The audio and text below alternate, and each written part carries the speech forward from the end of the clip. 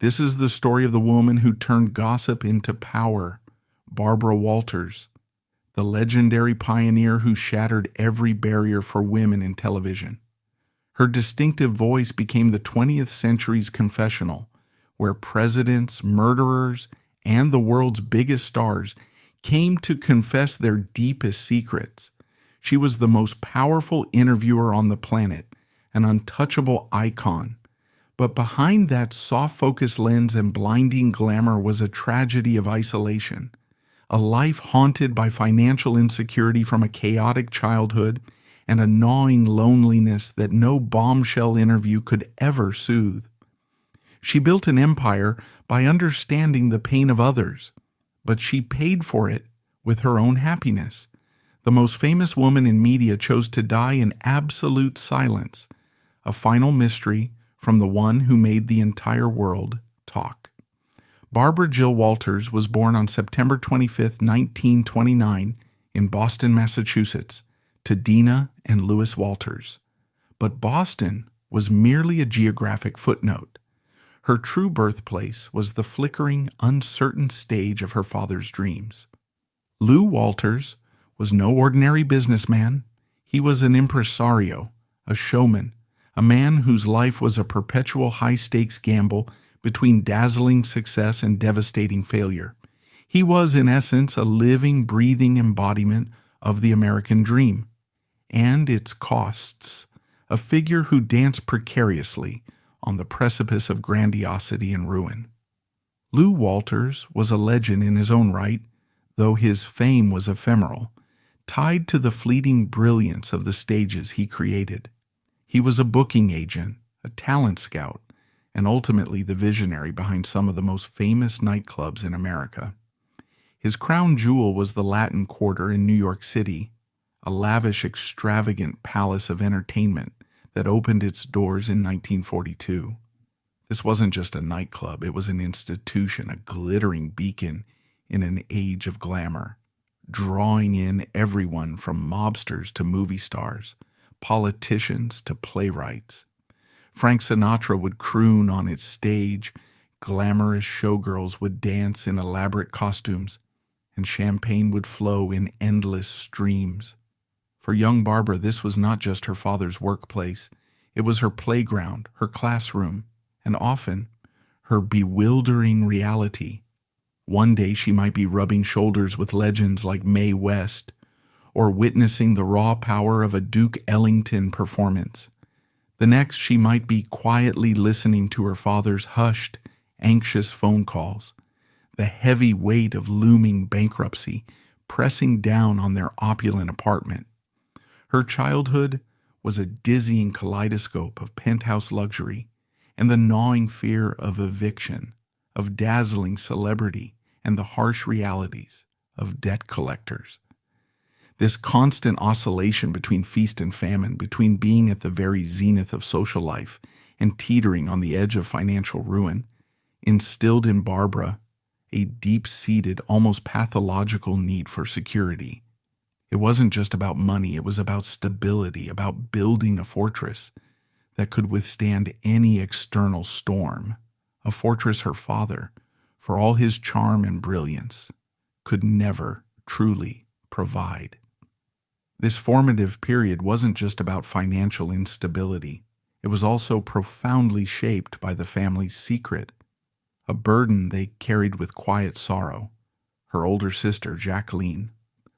Born with a developmental disability, Jacqueline's condition was, in the unenlightened era of the 1930s and 40s, something to be hidden, to be managed privately. Barbara, just a few years younger, became her sister's fiercely protective guardian, a role that forced her into a premature adulthood. While her father chased the spotlight and the next big show, Barbara was often the one tending to Jacqueline, understanding her needs and navigating the complexities of their family life. This responsibility, born from necessity, instilled in her a profound sense of duty and a capacity for empathy that would later become a cornerstone of her journalistic approach. But it also burdened her with a lifelong sense of obligation and, as she would later confess, a pervasive feeling of not being truly seen or cared for in the way a child needs. She learned to be strong, to be self-reliant, to solve problems, skills that would serve her well, but which also contributed to a profound emotional guardedness. Beyond Jacqueline, there was also the lingering shadow of Lou Walters' brother, Herman. Herman was the manager of the Copa City Club in Miami Beach, another of Lou's ventures, and his tragic suicide further underscored the inherent fragility of their glittering world. The show business facade, the laughter, the applause, it could all vanish in an instant, leaving behind only the stark, cold reality of despair. This deep understanding of the vulnerability that lay beneath the surface of fame, the often crushing weight of public expectation and private sorrow, would become a central theme in Barbara's later interviews. She didn't just see celebrities, she saw people, often damaged, often terrified, trying to hold on to their illusions in a world eager to tear them down. She had witnessed this fragility firsthand in her own family. Barbara attended Fieldston School, a prestigious ethical culture school in New York City, and then Sarah Lawrence College, graduating in 1951. These institutions offered a veneer of stability and intellectual rigor that was often absent from her home life. They provided her with the tools of critical thinking and a sophisticated vocabulary, equipping her for the intellectual demands of a burgeoning media landscape. However, the core lessons, the ones that truly shaped her ambition, her drive, and her insatiable curiosity, were learned not in classrooms, but in the wings of the Latin Quarter, in the hushed tones of her father's desperate phone calls, and in the quiet, profound responsibility she felt for her sister. She emerged from this crucible a paradox, a highly educated, sophisticated young woman with an almost primal need for financial security and personal control, driven by a desire to prove herself in a world that consistently underestimated her. She possessed an intuitive understanding of human nature, particularly the hidden vulnerabilities of the rich and famous, but also a deep-seated fear of revealing her own. She was ready to enter a world that expected women to be ornamental, but Barbara Walters was never going to be merely decorative. She was driven by an internal fire, fueled by the embers of a chaotic past, determined to build a life of undeniable substance, a life where she would never again be subject to the whims of chance or the crushing weight of another's failure. Her journey from the back stages of her father's clubs to the forefront of television news was not just a career path, it was a quest for self-preservation, for validation, and for control that had always eluded her. After graduating from Sarah Lawrence College in 1951, the glittering, chaotic world of her childhood was behind Barbara, but the yearning for stability and significance remained. She didn't march directly into a television studio as a star. Instead, she embarked on a series of humble, often frustrating entry-level jobs, each a small step on a ladder she had to build herself. This was not the era of internships and clear career paths, especially for women in media. It was a time of grit, persistence, and learning the ropes from the very bottom. Her first professional foray was as a secretary at a small advertising agency, a brief, unfulfilling stint. Then she transitioned to the public relations department of a small New York City television station, WNBT-TV. Here, she began to absorb the mechanics of the nascent television industry. She wrote press releases, drafted promotional copy, and always observed, how the magic of television was made, or more accurately, how the illusion was crafted. These were not glamorous roles, but they were invaluable. She learned about ratings, deadlines, and the sheer logistical effort required to put content on the air. She saw firsthand the hierarchy of the industry, a hierarchy that was overwhelmingly, unapologetically male. In 1955, she found herself working as a writer and producer for the CBS morning show, The Morning Show. It was another step up, but still behind the camera, still in a supporting role. She wrote scripts for others to deliver, honed her storytelling instincts, and continued to learn the rhythms and demands of live television. This period of quiet, assiduous effort, often uncredited and unappreciated, was crucial. It forged her discipline, sharpened her writing skills, and cultivated her deep understanding of the television medium from the ground up. She was accumulating a practical education that many of her male counterparts, often parachuted into on-air roles, simply didn't possess. This was also the era of her first marriage, a brief union with Robert Henry Katz, a business executive, from 1955 to 1957. It was an attempt at conventional stability, a young woman seeking to build a life in line with societal expectations.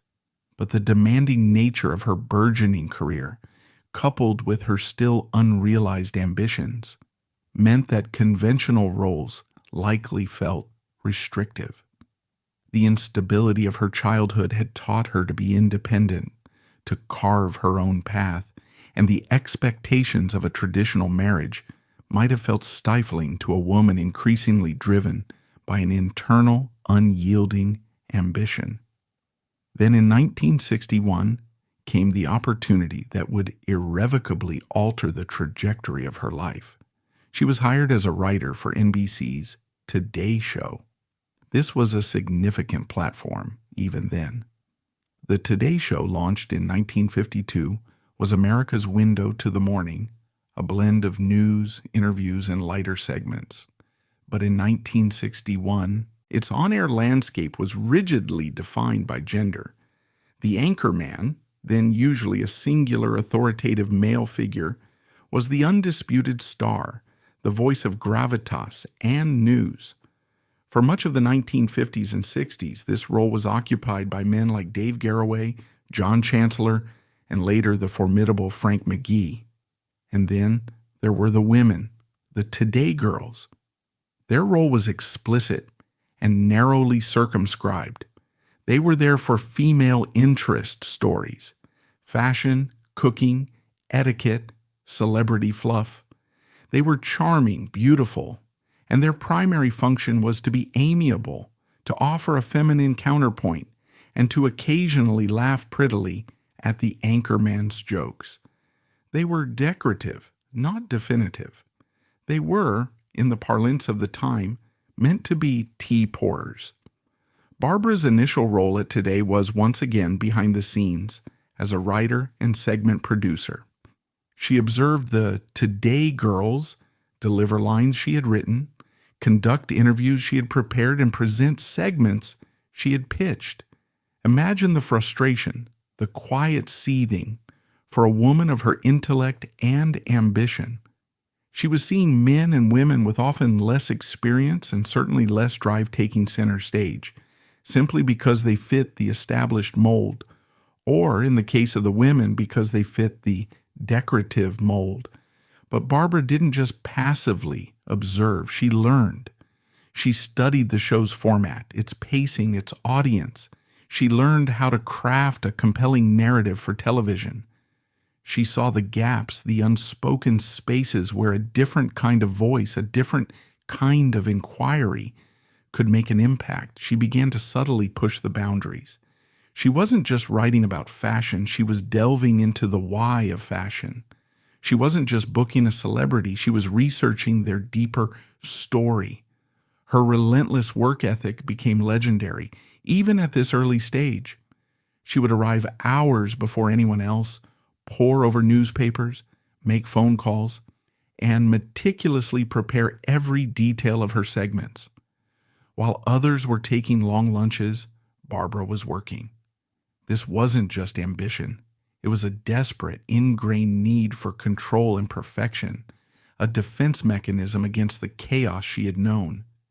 If she prepared flawlessly, if she knew every angle, she could not be surprised, she could not be dismissed. The door for her on-air breakthrough, ironically, opened not through a planned strategy, but through circumstance and desperation. In 1964, the then current Today girl, Maureen O'Sullivan, departed the show. The producers needed a temporary fill-in, someone who knew the show's mechanics and could step in without much fuss. Barbara, the diligent, competent writer and producer, was the most obvious, least risky choice. She already knew the scripts, she knew the guests, she knew the studio. She was a convenient, short-term solution.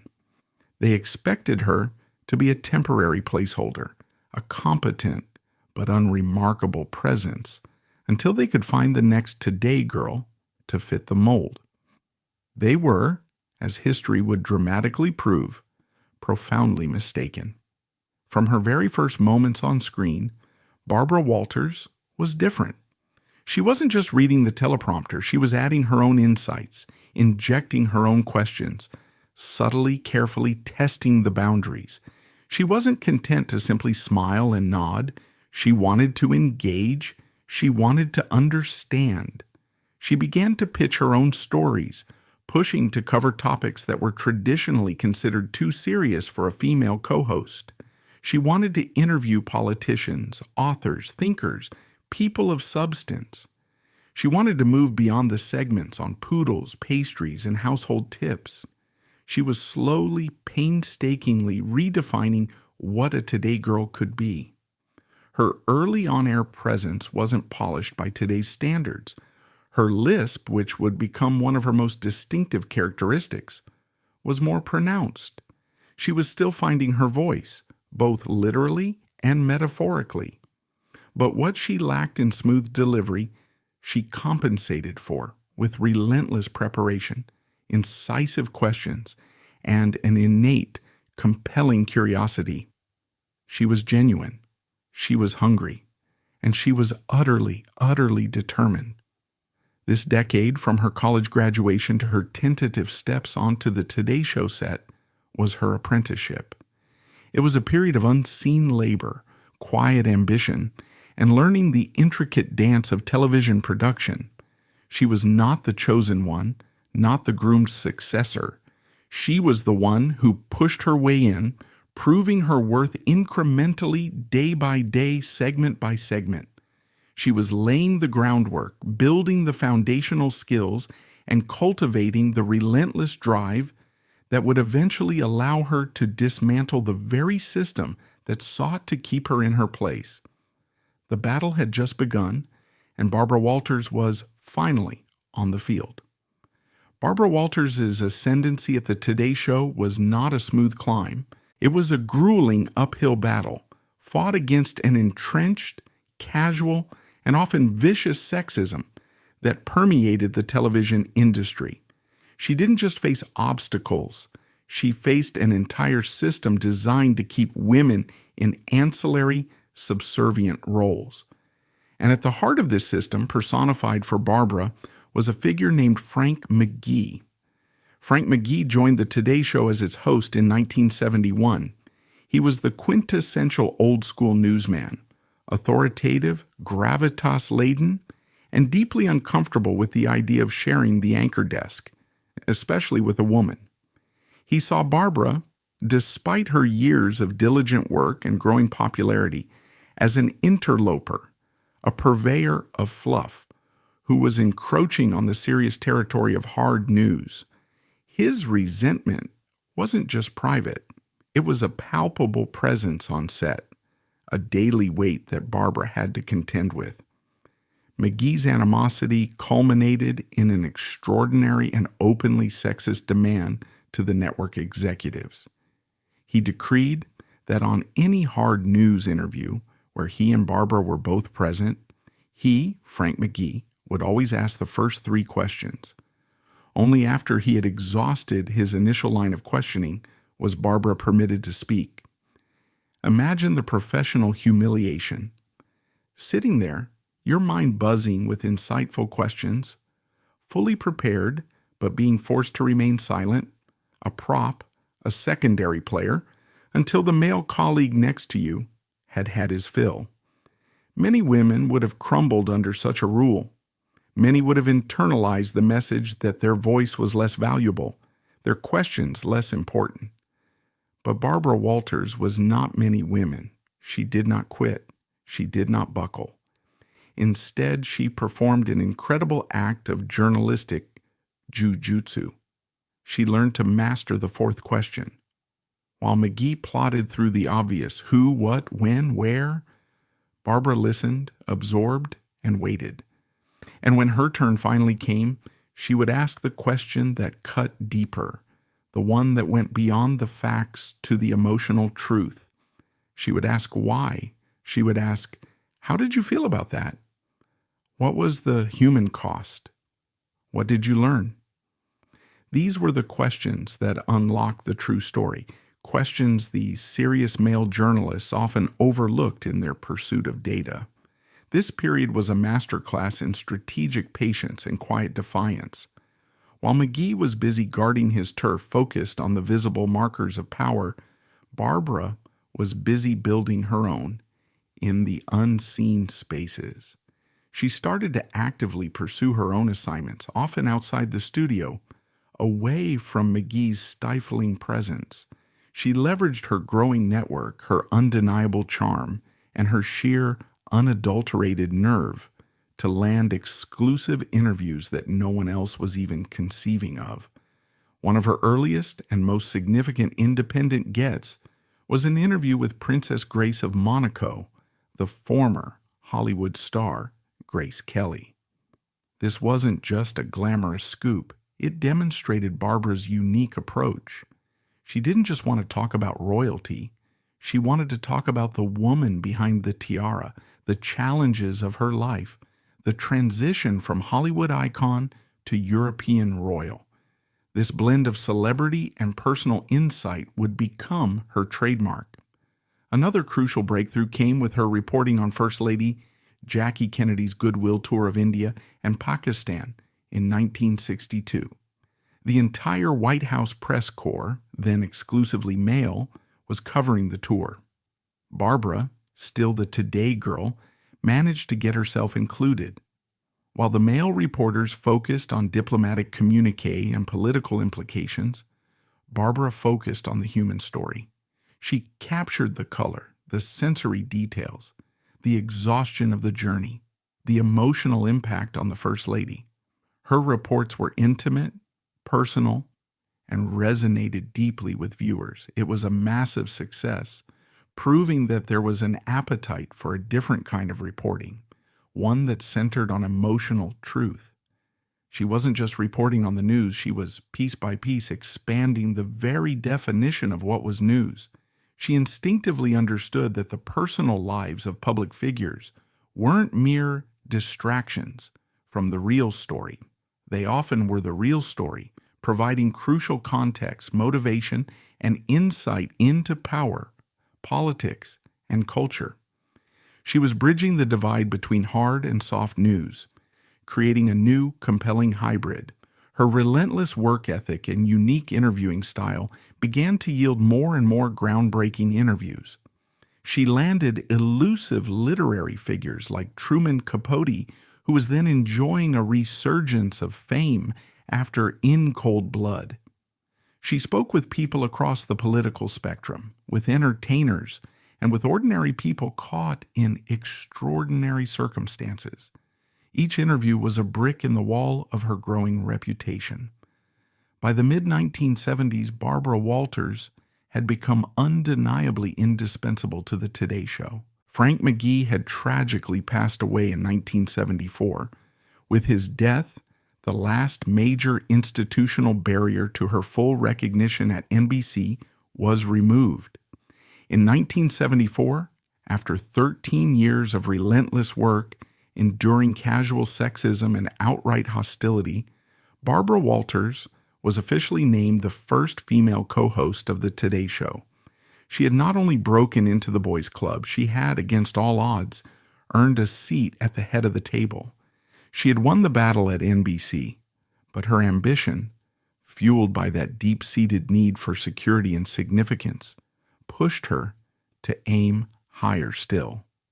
In 1976, an opportunity arose that would shatter all existing norms and redefine the landscape of television news forever. ABC, then a distant third-place network, was looking for a splash, a revolutionary move to boost its struggling evening news broadcast, ABC Evening News. They saw in Barbara Walters not just a talented interviewer, but a phenomenon, a star whose undeniable appeal transcended traditional news boundaries. They made her an offer that was, at the time, absolutely unprecedented, a 5-year contract worth an astonishing $1 million a year, $5 million for 5 years. This was an unheard of sum for any journalist, let alone a woman, and the job title? First ever female co-anchor of a network evening news broadcast. She would sit beside the seasoned, highly respected, and famously curmudgeonly Harry Reasoner. The announcement sent shockwaves through the industry and the nation. The backlash was immediate, vitriolic, and intensely personal. The media, largely male, savaged her. They didn't hail her as a pioneer. They called her the $1 million baby, mocking her salary and questioning her journalistic credentials. How could this woman, this celebrity interviewer, be paid so much to read the serious news? Her lisp, once a minor detail, became a target of cruel jokes. She was portrayed as an avaricious interloper, a symbol of everything that was wrong with modern journalism. And her co-anchor, Harry Reasoner, was perhaps the cruelest of all. Unlike Frank McGee, whose hostility had been largely contained to the Today Show set, Reasoner's contempt was public, overt, and corrosive. From their very first broadcast together on October 4th, 1976, the chemistry was not merely bad, it was toxic. Reasoner, a celebrated gravel-voiced newsman, openly resented sharing the anchor desk and, more importantly, the spotlight with Barbara. He rarely looked at her on air. He sighed audibly when she spoke. He made condescending remarks. There are painful archival clips from this era where Reasoner can be seen visibly timing Barbara's segments with a stopwatch, a thinly veiled smirk on his face, openly sabotaging her in front of millions of viewers. He treated her not as an equal partner, but as an embarrassing, unwelcome intrusion. The experiment was an unmitigated disaster. The ratings, far from soaring, actually plummeted. The press, which had relished her public humiliation from the start, celebrated her failure with gleeful abandon. Barbara would later describe this period, her brief tenure at the ABC Evening News from 1976 to 1978, as the absolute lowest, most painful point of her entire professional life. I felt terrible, she later recalled with raw honesty. I thought it was all over. I thought my career was finished. She was the most famous woman in television news, and she was a national punchline, trapped in a highly visible, incredibly humiliating failure. She had shattered a glass ceiling only to find herself bleeding from the shards. The battle for the desk had been won at NBC, but at ABC, it seemed, she had lost the war, spectacularly. For almost any other figure, the public venomous failure at the ABC Evening News would have been a career-ending catastrophe. She became a national punchline, proof that her record-setting contract had eclipsed her reporting. She was, in her own words, miserable. She would later recall arriving at the studio each night, her stomach in knots, knowing she was walking into a war zone. The humiliation was profound. It was a terrifying echo of the instability of her childhood, the feeling of the floor giving way, of failure being total in public. But ABC had a $5 million problem. They couldn't fire her. The financial and public relations costs would be too high. and they couldn't keep her on the nightly news, where the ratings were a bloodbath and the on-air toxicity was becoming a spectacle. They were stuck. But in that impasse, they inadvertently handed Barbara the very weapon she needed for her revenge and her resurrection. If she couldn't be the anchor, she would have to be something else. ABC, in essence, told her to go and do what she did best, get the interview.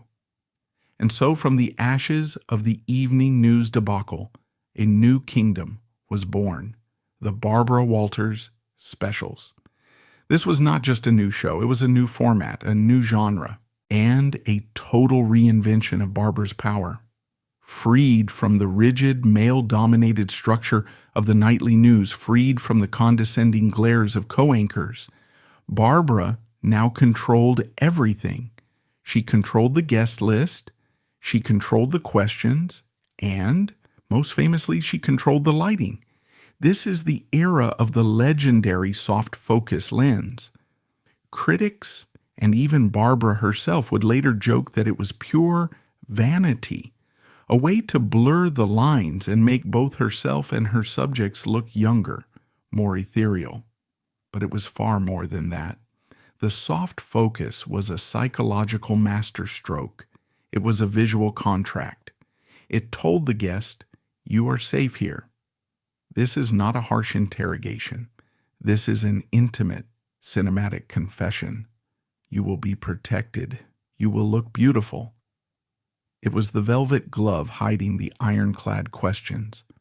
Simultaneously, she found a more stable home at the network. In 1979, she joined ABC's new weekly news magazine, 2020. At first, it was as a special contributor, her path once again blocked by a skeptical male establishment. But in 1984, she was named co-host alongside Hugh Downs. And in Downs, she finally found the partner she had deserved all along. He was the anti-reasoner, the anti-McGee. He was gracious, supportive, and genuinely admired her. Their partnership would last for 15 years, a period of profound professional stability and mutual respect.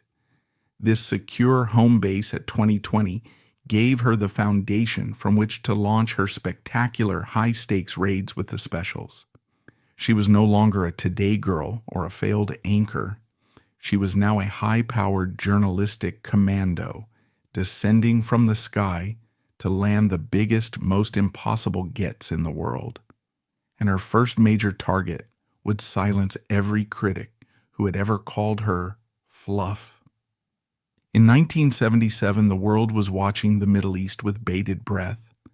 Egyptian President Anwar Sadat and Israeli Prime Minister Menachem Begin were bitter enemies, leaders of nations that had been in a state of perpetual war for decades. Diplomacy was at a razor's edge. Barbara Walters saw an opportunity not just for an interview, but for history. She flew to the Middle East. She leveraged every contact she had. She first secured an interview with Sadat in Cairo. Then she flew to Jerusalem and secured one with Begin. This in itself was a major journalistic coup. But she wasn't finished.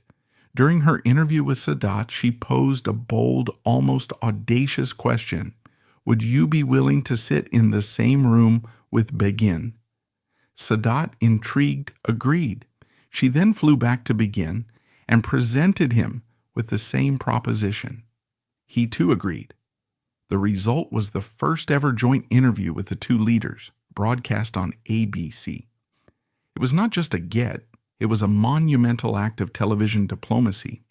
These two men who had never met in such a context were now speaking to each other, articulating their positions, their hopes, and their fears, facilitated by Barbara Walters. The world watched, transfixed. This interview was a crucial piece of the public relations puzzle, a humanizing moment that helped pave the way for the historic Camp David Accords the following year, which led directly to the Egypt-Israel peace treaty. Overnight, the million-dollar baby narrative evaporated. Barbara Walters had done what no male anchor, no seasoned political reporter had managed to do. She had used her platform not just to report on the news, but to shape it. She had proven that her soft skills, empathy, personal connection, psychological insight were, in the realm of high-stakes diplomacy, the most powerful hard skills of all. She was just getting started. If the say.Begin interview established her political gravitas, her next major get established her sheer unadulterated nerve. She secured an invitation to Cuba to interview Fidel Castro. This was not a quick 1-hour sit-down in a palace. She conducted a 2-day interview in Cuba, including a 5-hour exchange, while spending several days on the ground. She rode in his jeep, toured the country with him, and engaged in a running, intense debate. The footage is astonishing. There is Barbara, in her element, challenging the cigar-chomping dictator on communism, on censorship, on his relationship with the United States. She was fearless but not confrontational. She was curious, persistent, and utterly unfazed by his charisma or his power. She asked him, point blank, in that now famous voice, "Are you a communist? Do you believe in God? Do you regret?" It was a disarming, intimate approach to a geopolitical bogeyman, and it yielded one of the most revealing portraits of Castro ever captured. She had taken the Today Girl assignment of riding along and weaponized it into a tool of high-level journalism. With her hard news credentials now unassailable, she turned her sights to the glittering, tragic world of American celebrity. And it is here that we see the fascinating connection to the world of another great 20th century chronicler, Truman Capote. Capote had his swans, the impossibly chic, wealthy, and powerful society women of New York, like Babe Paley and Slim Keith. He was their confidant, their court jester, their beloved pet. They trusted him with their deepest, darkest secrets. And then in 1975, he famously betrayed them, publishing thinly veiled, savage accounts of their lives in his infamous Esquire article, La Côte Basque, 1965, a chapter from his unfinished novel, Answered Prayers. The betrayal destroyed him, ostracizing him from the very world he worshipped. Barbara Walters, in effect, became the new confessor to this world, but she operated under a different, far more explicit contract. Capote offered private friendship and then committed public betrayal.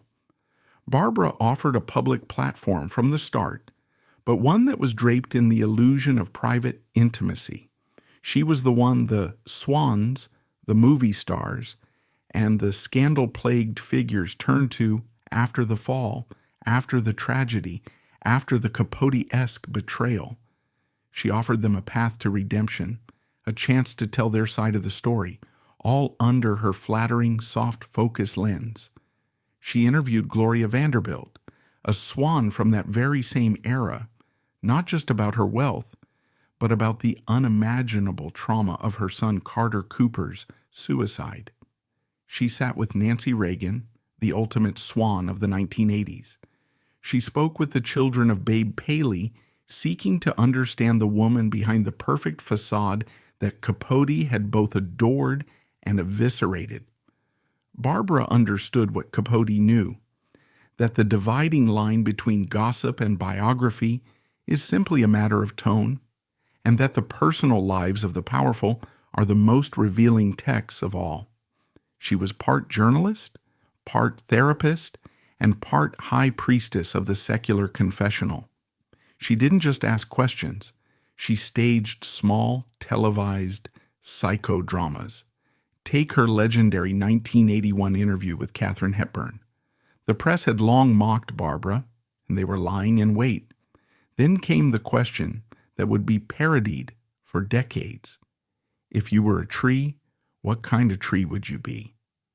On the surface, it sounded absurd, a parody of her soft style. But the critics, in their rush to mock, missed the brilliance of the move. It was not a factual question. It was a psychological probe, a Rorschach test. And Hepburn, the most intelligent and fiercely guarded of stars, didn't dismiss it. She was intrigued. She paused, considered it, and then gave one of the most revealing answers of her life: an oak, because they don't get Dutch elm disease. In that single strange exchange, Barbara had bypassed Hepburn's legendary defenses and captured her entire life's ethos of resilient, stoic individualism. It was a masterstroke of emotional journalism. She perfected this technique throughout the 80s. She sat with Bette Davis, who, when asked the greatest misconception about her, rasped, "That I'm a bitch," before defiantly lighting a cigarette and proving the point.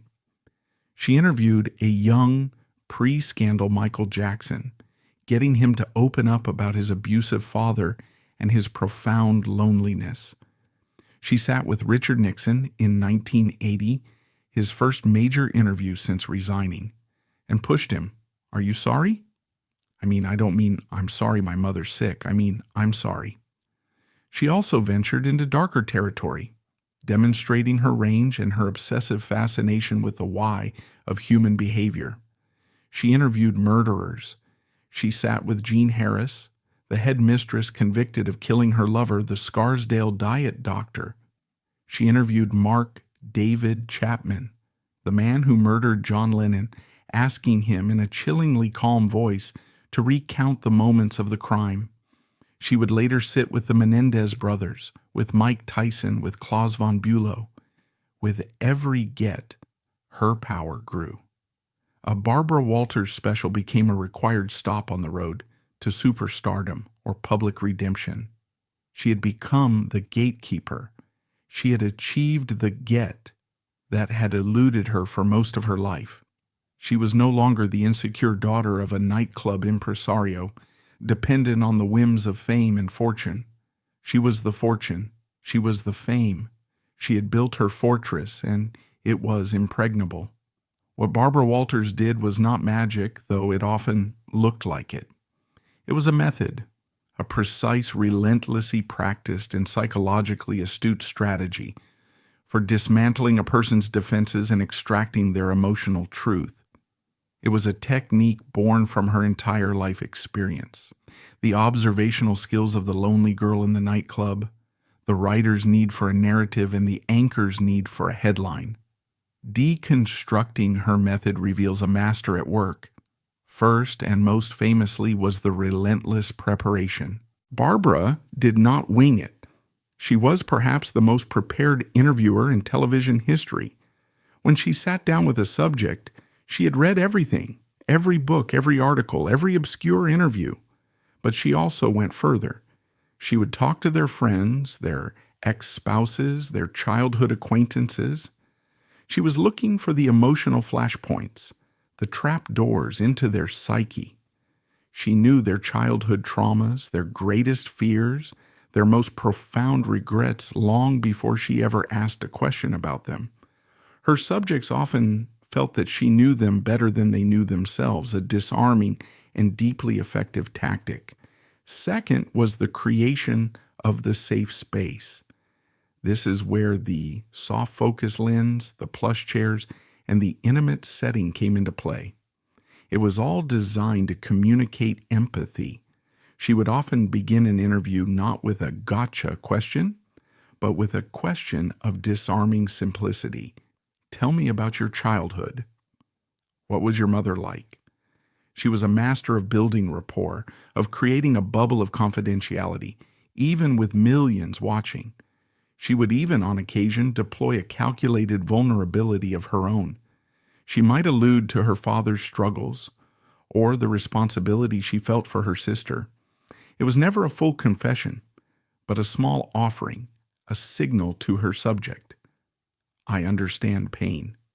I understand struggle. You can trust me. It was an invitation to a mutual, albeit unequal, exchange of vulnerabilities. Third was the power of the long game. Barbara understood that the biggest gets couldn't be rushed. She didn't just call a publicist, she cultivated sources and relationships for years. She would send handwritten notes. She would have quiet, off-the-record lunches. She would plant the seed, letting a potential subject know that when they were ready to talk, she would be the one to provide the most dignified, serious, and high-profile platform. And when a crisis hit, a divorce, a scandal, a death, a public disgrace, Barbara would not be the journalist baying at the gates. She would be the one sending a quiet, empathetic note. I'm so sorry for what you're going through. When and if you ever want to tell your story, I am here. She wasn't just offering an interview. She was offering absolution. She was offering a way back into the public's good graces. Fourth, and most controversially, was the hunt for the tear. Barbara Walters was, without question, the master of the emotional crescendo. She knew exactly how to structure an interview like a 3-act play, building the tension, establishing the emotional stakes, and then, at the peak, asking the one question she knew the subject could not answer without breaking. What is your greatest regret? Do you feel guilty? What would you say to your father now? Her critics, and there were many, called this exploitative. They accused her of emotional vampirism, of trading in cheap sentiment, of valuing tears over truth. They saw it as a cynical ratings ploy, a gotcha tactic dressed in empathy.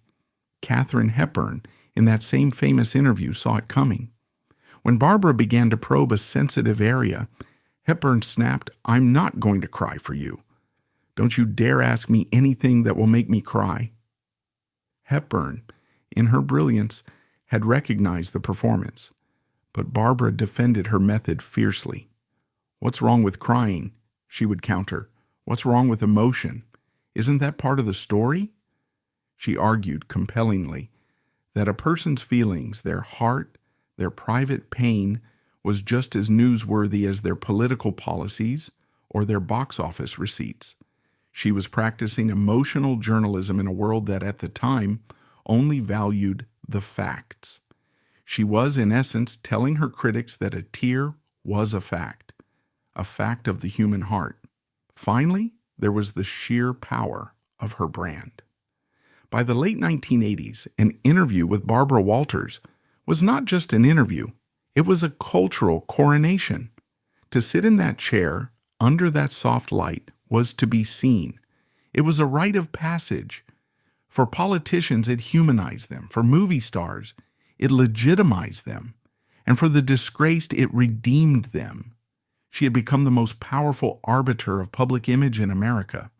This method, this unparalleled combination of meticulous research, psychological staging, and journalistic patience is what allowed her to dominate the medium for decades. She wasn't just interviewing people, she was allowing them to perform their own carefully produced, emotionally resonant life stories for an audience of millions.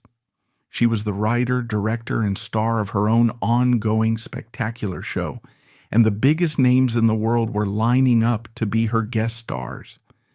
As the new millennium dawned, Barbara Walters settled into her final and perhaps most complex role, the all-powerful matriarch of The View.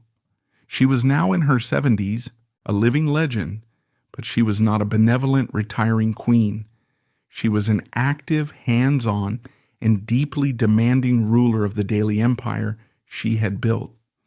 And this final act, while a massive commercial success, would also become the most controversial, complicated part of her legacy, raising uncomfortable questions about power, loyalty, and the very infotainment beast she had helped create. If the Barbara Walters specials were her meticulously produced ballets, The View was her daily gladiatorial arena, and she was the empress. The show's brilliance was its volatility.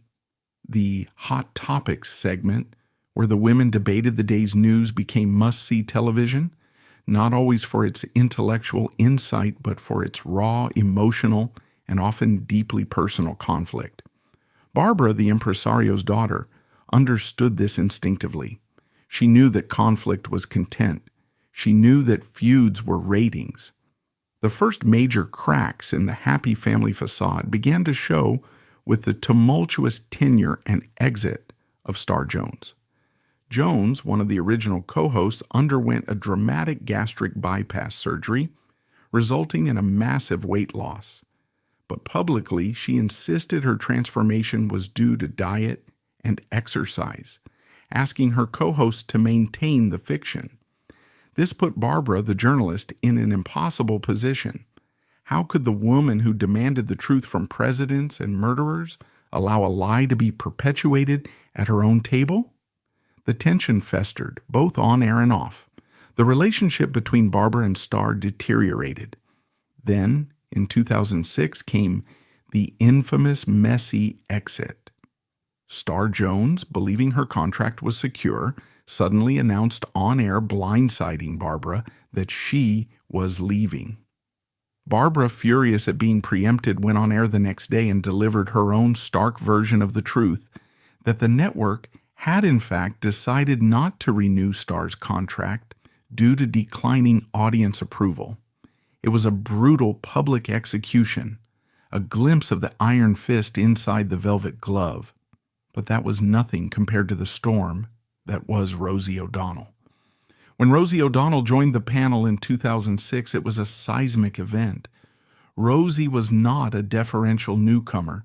She was a media powerhouse in her own right, with a loud, pugnacious, and deeply political style. She clashed spectacularly and immediately with the show's resident conservative, Elizabeth Hasselbeck. The show, which had once been a light morning chat, suddenly became the central battleground for the highly polarized post-9/11 Bush-era culture wars. Barbara, the producer, was ecstatic. The ratings went through the roof. The show was the talk of the nation. But Barbara, the moderator, was completely overwhelmed. She lost control of her own creation. The fights between Rosie and Elizabeth became genuinely vicious. It all culminated in a now legendary 2007 on-air explosion, a screaming match between Rosie and Elizabeth over the Iraq War, so intense, so raw, that the producers went to a split screen, a technique usually reserved for warring political pundits, not morning show co-hosts. Barbara, sitting between them, looked utterly lost, pleading, "Can we stop, please? Let's be ladies." But the time for being ladies was over. Rosie quit shortly after. Critics and even former co-hosts began to accuse Barbara of hypocrisy. They claimed she loved the drama, that she stoked the feuds backstage, pitting the women against each other, all in service of the ratings. They suggested that Lou Walters' daughter, the showman, had ultimately triumphed over Barbara Walters, the serious journalist. The show, in their eyes, had become the very fluff and gossip she had spent her life fighting to rise above. It was a cackle fest, a catfight, and she was its wealthy proprietor. The criticism was perhaps too simplistic. In reality, Barbara had become a victim of the very media landscape she had pioneered. She had taught the world that personal conflict was the news. She had legitimized emotion and opinion as journalism. The View was simply the most successful, most chaotic expression of that formula, and it had grown into a beast she could no longer fully command. During this period, a far more serious ethical shadow fell over her, one that struck at the very core of her journalistic integrity. In 2013, as the Syrian civil war raged, reports surfaced that Barbara had attempted to use her professional influence in a deeply personal and highly inappropriate way. She had in 2011 secured a rare and highly controversial interview with the Syrian dictator Bashar al-Assad. The interview itself was criticized by many as too soft, a throwback to her most fawning celebrity profiles, applied to a brutal war criminal. But the real scandal emerged later. It was revealed that Barbara had developed a friendly email correspondence with Sherazad Jafari, a young, attractive female aide to Assad, who had helped facilitate the interview. In these emails, Barbara wasn't just being friendly, she was actively offering to help the Syrian regime's press aide.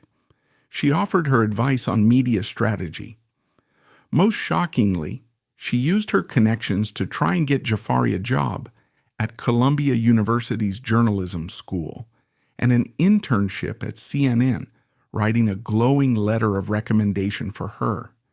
In one email, she even referred to Assad as your president and called herself Jafari's adopted mother. When the story broke, the backlash was swift and severe. This was not just a conflict of interest. It was a staggering betrayal of basic journalistic ethics. Here was Barbara Walters, the trailblazing journalist, actively aiding the propaganda arm of a murderous regime, all in service of maintaining access. She was forced to issue a public apology, one of the few in her long career. I could see that I had made a mistake, she admitted, claiming she had been taken in by the young aide, but the damage was done. It was a jarring, late career stumble, a devastating revelation. It suggested that in the decades-long pursuit of the get, in the constant mingling with the world's most powerful figures, the lines had blurred. The woman who had broken into the boys' club was now being accused of engaging in its worst sin, trading integrity for access. The eternal outsider had, it seemed, finally and disastrously become an insider. In May 2014, after more than 50 years on television, Barbara Walters finally said goodbye. Her retirement from The View was a week-long television event, a parade of stars, journalists, and politicians all paying tribute to the woman who had, in one way or another, defined their public lives. Hillary Clinton, Oprah Winfrey, and the anchors who had followed in her footsteps, Diane Sawyer, Katie Couric, all came to honor her. On her final show, surrounded by 24 of the female broadcast journalists she had paved the way for, she looked into the camera, her voice thick with emotion, but her gaze as steady as ever. "I am not going to be sitting in a rocking chair," she insisted, but she also offered a rare, humble reflection. "How proud I am today of all the women in front of the camera and behind the scenes. If I did anything to help that is my legacy." And then, with her retirement, the most public woman in America did something astonishing. She vanished.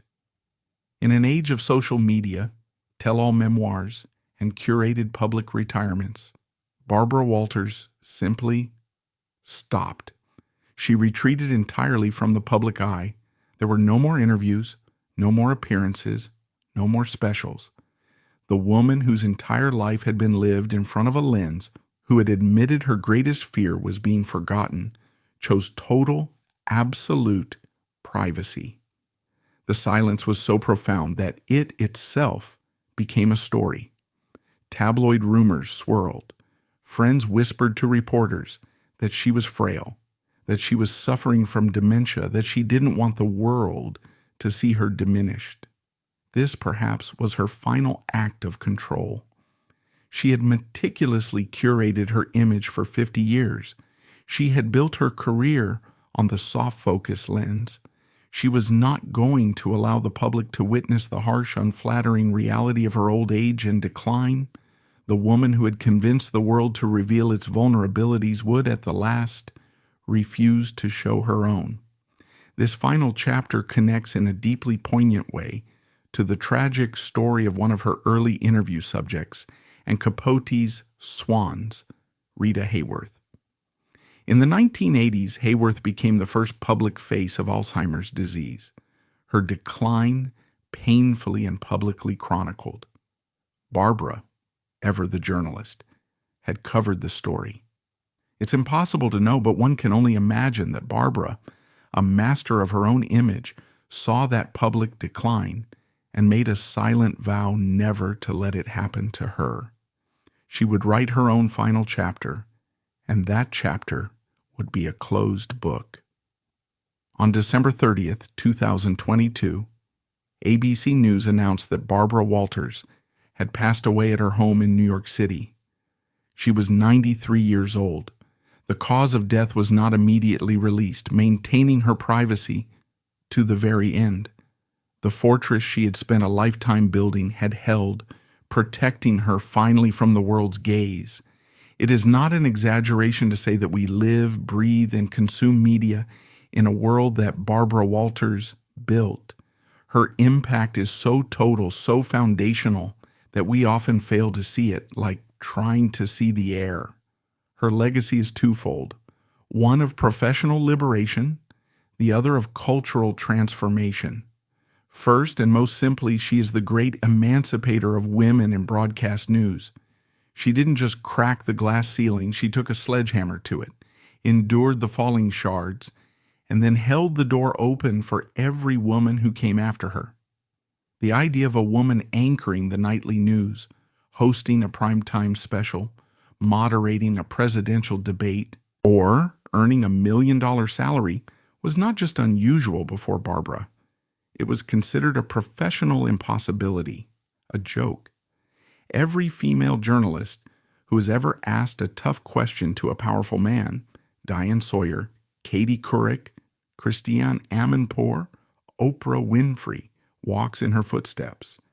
She absorbed the daily soul-crushing humiliation from men like Frank McGee and Harry Reasoner, the sexist jokes, the insults, the mockery of her lisp, and she just kept working. She outprepared, outsmarted, and outlasted them all. That is her first and perhaps greatest unassailable legacy. Barbara Walters' most complex legacy is her invention of the modern interview, merging political and celebrity news. Before her, celebrity interviews were superficial promotions, while political interviews were dry. She fused them, bringing psychological depth and humanizing questions about feelings, childhood, to both realms, pioneering the idea that the personal is the most valuable news. This concept, once revolutionary, is now the foundation of media, reality TV, tell-all podcasts. She taught the world that vulnerability itself is a performance, a currency. But this is a complicated inheritance.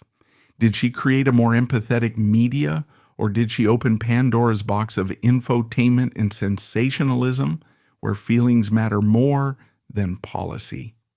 The answer is both. She didn't just hunt headlines, she sought motives, like a student of the human condition. Behind this career was a profound personal contradiction. She was an icon of communication who struggled to connect with her own daughter.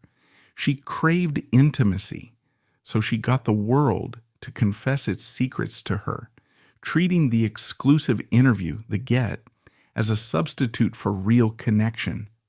She was the woman who turned gossip into power, interviews into art, and paid a deep personal price for her public success.